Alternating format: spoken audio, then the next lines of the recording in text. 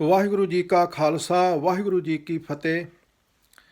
ਮੇਰੇ ਭਰਾਵੋ ਅਤੇ ਮੇਰੀਆਂ ਭੈਣੋ, ਦਾਸ ਪਰਮਜੀਤ ਸਿੰਘ ਡੁਮੇਲੀ ਵਾਲਾ ਤੁਹਾਡੇ ਨਾਲ ਰੱਖੜੀ ਦੇ ਸੰਬੰਧ ਵਿੱਚ ਅੱਜ ਕੁਝ ਵਿਚਾਰਾਂ ਸਾਂਝੀਆਂ ਕਰਨੀਆਂ ਚਾਹਵੇਗਾ। ਮੇਰੀਆਂ ਭੈਣੋ, ਤੁਸੀਂ ਬੜੇ ਚਾਅ ਨਾਲ, ਬੜੀ ਖੁਸ਼ੀ ਨਾਲ ਅੱਜ ਆਪਣੇ ਭਰਾਵਾਂ ਦੇ ਗੁੱਟ ਉੱਤੇ ਰੱਖੜੀ ਬੰਨ੍ਹਦੀਆਂ ਹੋ, ਪਰ ਤੁਹਾਨੂੰ ਪਤਾ ਇਹ ਤਿਉਹਾਰ ਕਿਸ ਨੇ ਬਣਾਇਆ ਤੇ ਕਿਉਂ ਬਣਾਇਆ? ਤੁਸੀਂ ਕਦੇ ਸੋਚਿਆ ਹੀ ਨਹੀਂ ਕਿ ਇਹ ਤਿਉਹਾਰ ਕਿਸ ਨੇ ਬਣਾਇਆ ਤੇ ਕਿਉਂ ਬਣਾਇਆ। ਇਹ ਤਿਉਹਾਰ ਉਹਨਾਂ ਲੋਕਾਂ ਨੇ ਬਣਾਇਆ ਜਿਹੜੇ ਲੋਕ ਔਰਤ ਜਾਤੀ ਦੇ ਦੁਸ਼ਮਣ ਸਨ। ਇਹ ਤਿਉਹਾਰ ਉਹਨਾਂ ਨੇ ਬਣਾਇਆ ਤੇ ਕਿਉਂ ਬਣਾਇਆ? ਕਿਉਂਕਿ ਉਹ ਔਰਤ ਜਾਤੀ ਨੂੰ ਅਹਿਸਾਸ ਕਰਵਾਉਣਾ ਚਾਹੁੰਦੇ ਸੀ ਕਿ ਤੂੰ ਮਰਦ ਦੀ ਗੁਲਾਮ ਹੈ, ਤੂੰ ਆਪਣੀ ਰਖਵਾਲੀ ਆਪ ਨਹੀਂ ਕਰ ਸਕਦੀ, ਤੂੰ ਆਪਣੀ ਇੱਜ਼ਤ ਆਪ ਨਹੀਂ ਬਚਾ ਸਕਦੀ। ਤੇਰੀ ਰਖਵਾਲੀ ਕਰੇਗਾ ਤੇ ਮਰਦ ਹੀ ਕਰੇਗਾ, ਤੇਰੀ ਇੱਜ਼ਤ ਬਚਾਵੇਗਾ ਤਾਂ ਮਰਦ ਹੀ ਬਚਾਵੇਗਾ।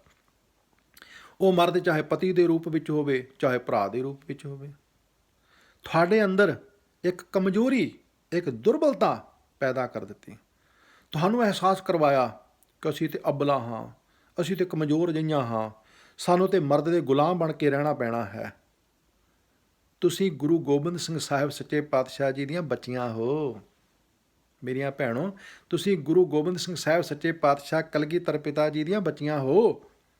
ਗੁਰੂ ਗੋਬਿੰਦ ਸਿੰਘ ਸਾਹਿਬ ਸੱਚੇ ਪਾਤਸ਼ਾਹ ਜੀ ਨੇ ਜੇ ਅੰਮ੍ਰਿਤ ਦੀ ਦਾਤ ਤੁਹਾਡੇ ਭਰਾ ਨੂੰ ਬਖਸ਼ਿਸ਼ ਕੀਤੀ, ਤੁਹਾਨੂੰ ਵੀ ਬਖਸ਼ਿਸ਼ ਕੀਤੀ।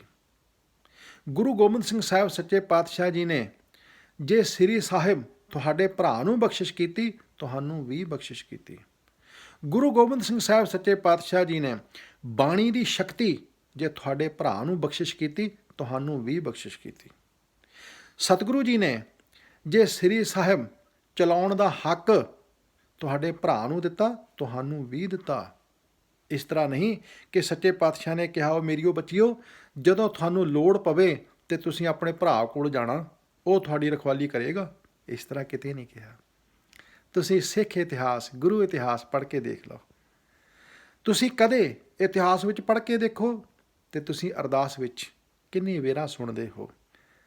ਉਹ ਸਿੰਘਣੀਆਂ, ਉਹ ਗੁਰੂ ਗੋਬਿੰਦ ਸਿੰਘ ਸਾਹਿਬ ਦੀਆਂ ਬੱਚੀਆਂ ਜਿਹੜੀਆਂ ਮੀਰ ਮੰਨੂ ਦੀ ਜੇਲ੍ਹ ਵਿੱਚ ਕੈਦ ਸਨ, ਜਿਨ੍ਹਾਂ ਨੇ ਖੰਨੀ ਖੰਨੀ ਰੋਟੀ ਤੇ ਗੁਜ਼ਾਰਾ ਕੀਤਾ, ਸਵਾ ਸਵਾ ਮਣ ਦੇ ਪੀਸਣੇ ਪੀਸੇ ਬੱਚਿਆਂ ਦੇ ਟੋਟੇ ਟੋਟੇ ਕਰਵਾ ਕੇ ਗਲਾਂ ਵਿੱਚ ਹਾਰ ਪਵਾ ਲੈ, ਪਰ ਧਰਮ ਤੋਂ ਨਹੀਂ ਹਾਰੀਆਂ।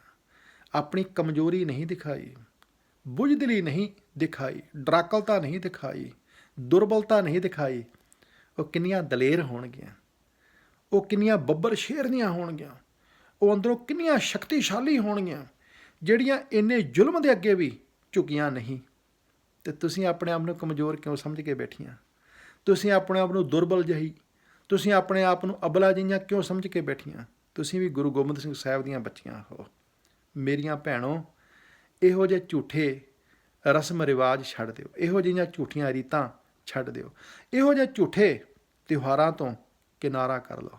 ਮੈਂ ਆਪਣੇ ਭਰਾਵਾਂ ਨੂੰ ਬੇਨਤੀ ਕਰਨੀ ਚਾਹੁੰਦਾ ਹਾਂ, ਮੇਰਿਓ ਭਰਾਵੋ, ਜਿਸ ਹੱਥ ਵਿੱਚ ਤੁਸੀਂ ਕੜਾ ਪਾਇਆ ਹੋਇਆ, ਇਸ ਹੱਥ ਉੱਤੇ ਰੱਖੜੀ ਨਾ ਬਣਾਇਓ।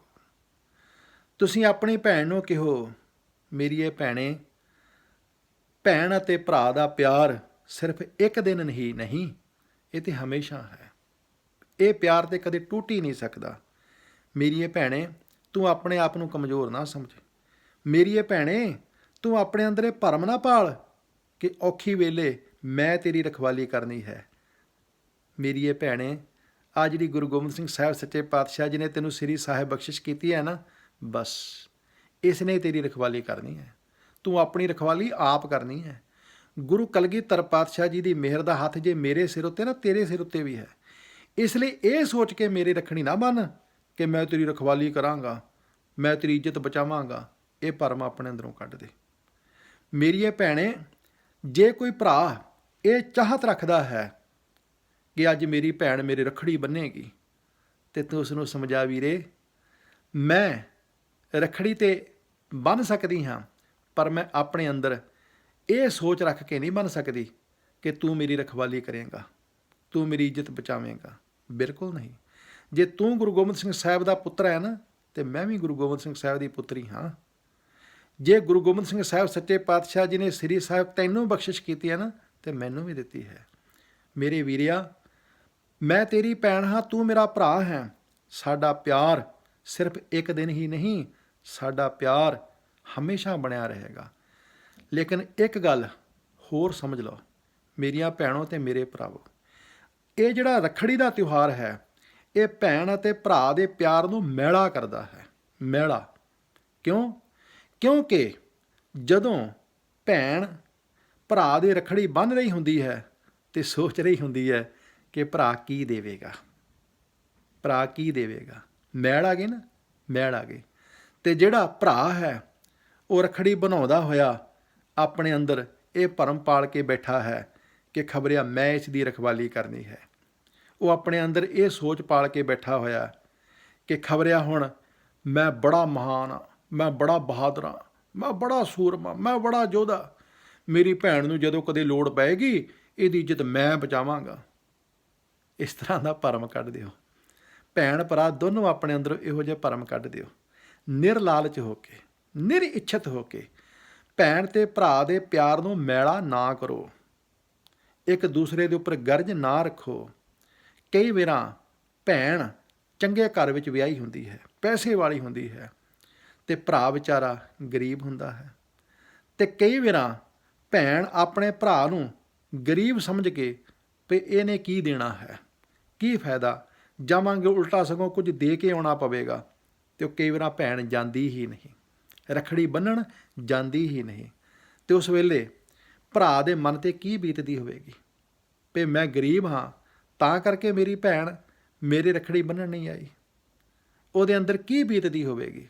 ਫਿਰ ਜਿਨ੍ਹਾਂ ਭੈਣਾਂ ਦੇ ਭਰਾ ਹਨ ਉਹ ਭੈਣਾਂ ਤੇ ਆਪਣੇ ਚਾਅ ਮਲ੍ਹਾਰ ਪੂਰੇ ਕਰ ਲੈਂਦੀਆਂ ਨੇ, ਤੇ ਜਿਨ੍ਹਾਂ ਵਿਚਾਰੀਆਂ ਭੈਣਾਂ ਦੇ ਭਰਾ ਨਹੀਂ ਹਨ ਉਹਨਾਂ ਦੇ ਮਨ 'ਤੇ ਕੀ ਬੀਤਦੀ ਹੋਵੇਗੀ।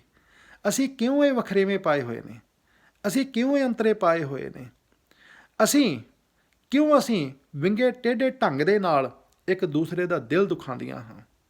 ਅਸੀਂ ਕਿਉਂ ਨਹੀਂ ਇਹਨਾਂ ਝੂਠੇ ਰਸਮਾਂ ਰਿਵਾਜਾਂ ਤੋਂ ਕਿਨਾਰਾ ਕਰਦੇ? ਜੇ ਬਹੁਤ ਜ਼ਿਆਦਾ ਪਿਆਰ ਹੈ ਤੇ ਅੱਜ ਦੇ ਦਿਨ ਇਕੱਠੇ ਹੋ ਕੇ ਸਾਰਾ ਪਰਿਵਾਰ ਬੈਠ ਕੇ, ਬੱਚੇ ਬੈਠਣ, ਮਾਂ ਬਾਪ ਬੈਠਣ, ਭੈਣ ਭਰਾ ਬੈਠਣ, ਸਾਰਾ ਪਰਿਵਾਰ ਬੈਠੇ, ਰਿਸ਼ਤੇਦਾਰ ਵੀ ਸੱਦੋ, ਕੋਈ ਮਾੜੀ ਗੱਲ ਨਹੀਂ, ਹੋਰ ਵੀ ਆਂਢੀ ਗੁਆਂਢੀ ਸੱਦੋ, ਬੈਠ ਕੇ ਸ਼ਬਦ ਦੀ ਵਿਚਾਰ ਕਰੋ, ਬਾਣੀ ਦਾ ਪਾਠ ਕਰੋ, ਕੀਰਤਨ ਕਰੋ, ਗੁਰੂ ਇਤਿਹਾਸ ਦੀ ਵਿਚਾਰ ਕਰੋ। ਉਹ ਜਿਹੜਾ ਸਮਾਂ ਕਿਸੇ ਲੇਖੇ ਵਿੱਚ ਲੱਗੇ। ਆ ਜਿਹੜਾ ਰੱਖੜੀ ਬੰਨ੍ਹਣ ਦੇ ਵਿੱਚ ਟਾਈਮ ਵੇਸਟ ਕਰਦੀਆਂ ਹੋ, ਜਾਂ ਭਰਾ ਰੱਖੜੀ ਬਣਾਉਣ ਵਿੱਚ ਆਪਣਾ ਸਮਾਂ ਬਰਬਾਦ ਕਰਦੇ ਹਨ, ਇਸ ਤੋਂ ਕਿਨਾਰਾ ਕਰੋ। ਇਹੋ ਜਿਹੇ ਝੂਠੇ ਰਸਮੋ ਰਿਵਾਜ ਛੱਡੋ। ਖਾਸ ਕਰਕੇ ਜਿਹੜੇ ਅੰਮ੍ਰਿਤਧਾਰੀ ਭੈਣ ਭਰਾ ਹਨ, ਮੇਰੀ ਉਹਨਾਂ ਨੂੰ ਹੱਥ ਜੋੜ ਕੇ ਬੇਨਤੀ ਹੈ ਕਿ ਇਹੋ ਜਿਹੇ ਝੂਠੇ ਤਿਉਹਾਰ ਛੱਡ ਦਿਓ। ਇਹੋ ਜਿਹੇ ਝੂਠੇ ਰਸਮੋ ਰਿਵਾਜਾਂ ਵਿੱਚ ਬਿਲਕੁਲ ਵਿਸ਼ਵਾਸ ਨਾ ਕਰੋ। ਅਗਾਂਹ ਵਾਸਤੇ ਪ੍ਰਣ ਕਰ ਲਓ ਕਿ ਅਸੀਂ ਬਿਲਕੁਲ ਨਾ ਰੱਖੜੀ ਬੰਨ੍ਹਣੀ ਤੇ ਨਾ ਬਣਾਉਣੀ, ਸੋਚਣਾ ਤੱਕ ਵੀ ਨਹੀਂ। ਸੋ ਮੈਨੂੰ ਪੂਰੀ ਉਮੀਦ ਹੈ ਕਿ ਮੇਰੇ ਭਰਾਵਾਂ ਨੇ ਤੇ ਮੇਰੀਆਂ ਭੈਣਾਂ ਨੇ ਮੇਰੇ ਇਸ ਵਿਚਾਰ ਨੂੰ ਜ਼ਰੂਰ ਠੀਕ ਸਮਝਿਆ ਹੋਵੇਗਾ, ਗੁਰਮਤਿ ਦੇ ਅਨੁਸਾਰ ਸਮਝਿਆ ਹੋਵੇਗਾ, ਅਤੇ ਜ਼ਰੂਰ ਮੇਰੀਆਂ ਭੈਣਾਂ ਇਸ ਉੱਤੇ ਅਮਲ ਕਰਨਗੀਆਂ। ਮੇਰੇ ਭਰਾ ਵੀ ਜ਼ਰੂਰ ਇਹਨਾਂ ਗੁਰਮਤਿ ਵਿਚਾਰਾਂ ਦੇ ਉੱਪਰ ਵਿਚਾਰ ਕਰਨਗੇ, ਸੋਚਣਗੇ ਤੇ ਮੰਨਣਗੇ। ਵਾਹਿਗੁਰੂ ਜੀ ਕਾ ਖਾਲਸਾ, ਵਾਹਿਗੁਰੂ ਜੀ ਕੀ ਫਤਿਹ।